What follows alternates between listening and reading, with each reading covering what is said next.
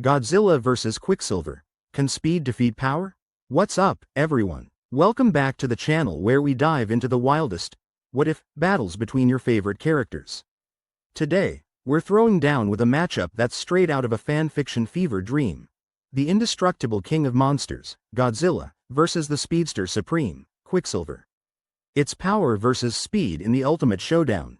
So, can lightning-fast agility outpace earth-shaking might?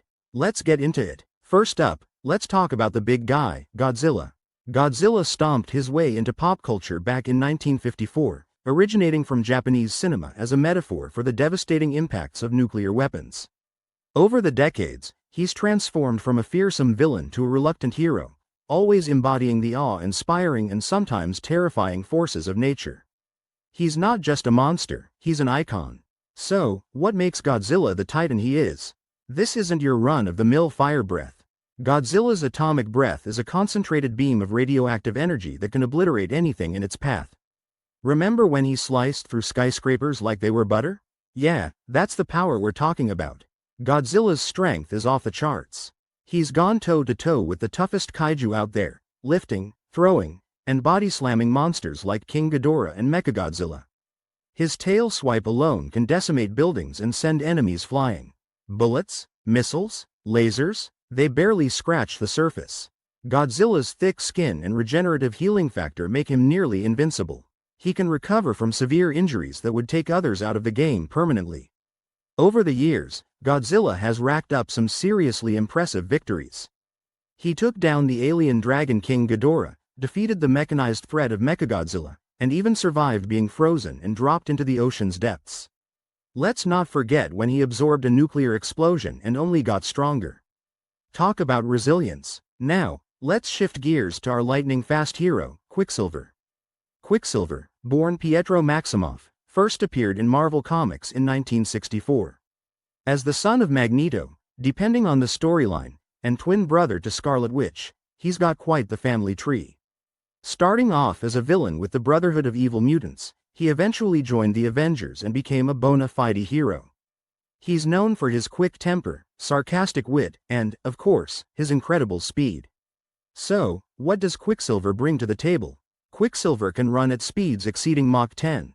That's over 7,600 miles per hour. He can cross continents in minutes and react to danger in the blink of an eye. To him, the rest of the world might as well be standing still. His body is adapted to his speed. He heals faster, processes toxins quickly, and needs a massive amount of calories to keep going. Imagine being able to eat all the pizza you want and still stay in shape. At his speed, even the fastest attacks look like they're moving in slow motion. He can dodge bullets after they've been fired and catch arrows mid-flight. Quicksilver has had some epic moments. In X-Men: Days of Future Past, he casually repositions bullets and saves a room full of people before a drop of soup hits the ground. In the comics, he's evacuated entire towns before disasters struck and even ran so fast he temporarily entered a different dimension. Now that's fast. Alright, time for the face-off. Let's see how these two stack up against each other.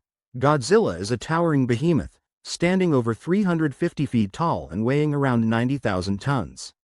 He's like a walking mountain. Quicksilver is, well, a super fit human. So, in terms of size and raw strength, Godzilla's got the advantage. But Quicksilver's size makes him a much smaller target, and a whole lot quicker. Godzilla is all about overwhelming force. He doesn't dodge, he doesn't need to. He takes hits and dishes out even bigger ones. His attacks are massive, causing widespread destruction. Quicksilver's style is hit and run. He relies on his speed to dodge attacks and strike before the enemy even knows what's happening. He's strategic, using his surroundings to his advantage. Godzilla's atomic breath is a devastating weapon, but can it catch Quicksilver? The beam moves fast, but Quicksilver operates at speeds where even light beams can be dodged in the comics. It would be a game of cat and mouse, with Godzilla trying to land a hit and Quicksilver staying one step, or 10, ahead. Let's imagine how this battle could go down in different settings. Picture New York City: skyscrapers, narrow alleys, crowded streets. Quicksilver thrives in environments with lots of structures. He can use buildings for cover, run up walls, and utilize the urban landscape to confuse and evade Godzilla. Godzilla, meanwhile, has to navigate without causing total destruction. Well, unless he doesn't care about flattening the city. But large buildings could obstruct his line of sight. Quicksilver could keep darting in and out, possibly leading Godzilla on a wild goose chase. However, the collateral damage could be catastrophic. The more Godzilla moves, the more the city crumbles. Quicksilver might have to split his focus between fighting and saving civilians. An endless desert or open plain. No obstacles, no hiding places.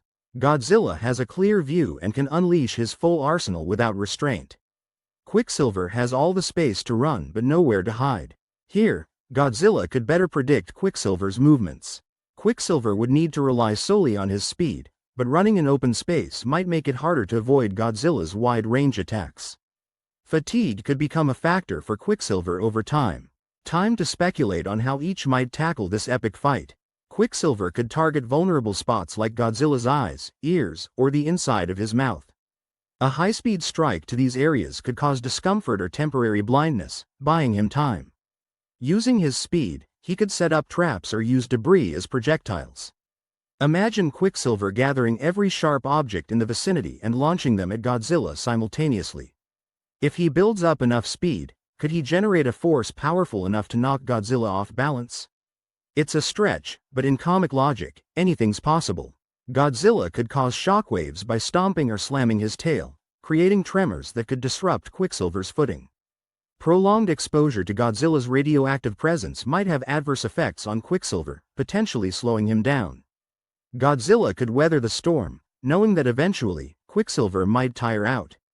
After all, even speedsters have their limits.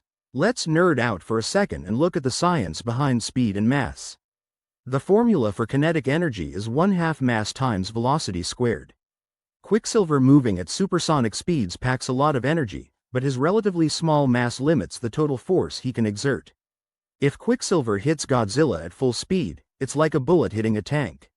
He might cause some damage, but he'd also risk injuring himself due to the immense force of the collision. Godzilla's cells are adapted to withstand nuclear radiation and massive physical trauma. His healing factor means he recovers quickly from injuries. Quicksilver's enhanced metabolism means he burns energy fast. He needs to refuel regularly, and extreme exertion could lead to exhaustion. Plus, radiation exposure isn't exactly healthy for humans, even superhuman ones. I checked out what some experts and fans have to say about this matchup. Some argue that speedsters can generate infinite mass punches. The faster they go, the more mass they accumulate, leading to devastating impacts. However, Quicksilver hasn't typically demonstrated this ability to the extent needed to take down someone like Godzilla. Debates on forums often conclude that while Quicksilver could annoy or distract Godzilla, delivering a knockout blow is unlikely. On the flip side, one mistake could spell doom for Quicksilver. While there's no direct commentary from creators on this specific matchup, the consensus is that such battles are more about the storytelling possibilities than actual outcomes. Time to lay out some possible endings to this epic clash. By relentlessly targeting Godzilla's eyes or gills, Quicksilver might impair him enough to force a retreat. Quicksilver could acquire advanced weaponry or enlist help. Maybe he lures Godzilla into a trap or uses technology to amplify his attacks.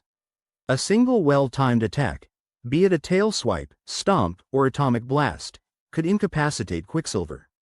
Godzilla might adjust to Quicksilver's patterns, predicting his movements and catching him off guard. Now, this is where you come in. Who do you think would win this titanic tussle? Cast your vote in the poll up here or drop your pick in the comments. Got a theory or an epic battle scenario in mind? Share it below. I'll be featuring the most creative and well-thought-out comments in my next video. Maybe your idea will make the cut. Join the conversation on social media using #Godzilla vs Quicksilver. Let's see which side dominates the web. Wow, what a ride. Let's wrap this up. We've pitted Godzilla's immense power and durability against Quicksilver's unparalleled speed and agility. We explored battle scenarios, tactical approaches, and even dipped our toes into some science. At the end of the day, this matchup is the classic case of the immovable object meets the unstoppable force. In comics and movies, anything can happen. That's the beauty of it. Whether you're rooting for the Titan or the Speedster, it's all about enjoying the possibilities.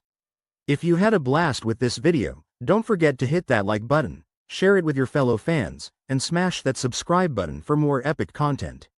Make sure to ring the bell so you don't miss out on future battles. Stay tuned, because next week we're exploring what happens when magic meets technology in an epic clash between Doctor Strange and Iron Man. You won't want to miss it. Thanks for hanging out with me today.